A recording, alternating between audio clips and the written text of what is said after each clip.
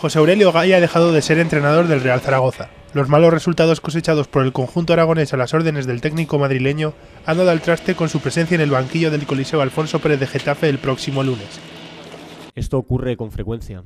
De hecho, a mí me ha pasado, ya me ha pasado en el Pontevedra, no había dinero para hacer el equipo, tuvimos que competir en segunda división con el equipo que ascendió. Y bueno, pues cuando fui cesado en la última jornada de la primera vuelta, pues se contrató otro entrenador y se trajeron 6 jugadores. Y esto mismo me pasó a mí el año pasado, o sea que es así, esto funciona así.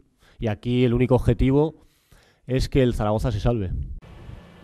Gay, que solo ha logrado una victoria en 11 jornadas, deja al Real Zaragoza ocupando el farolillo rojo de la clasificación liguera.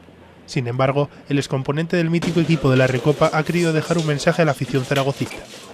Pues hombre, para la afición tenía mi despedida también, agradecerle cómo se ha portado con nosotros, con el cuerpo técnico, el cariño que nos ha dado y sobre todo que ha sabido o está sabiendo asumir el momento que le toca vivir, momento difícil en el zaragocismo, que está a muerte con el equipo y que yo les pediría que redoblasen ese esfuerzo porque hay tiempo suficiente para enderezar el rumbo y volver a hacer lo que hicimos el año pasado, que es salvar la categoría y dejar al equipo en primera división.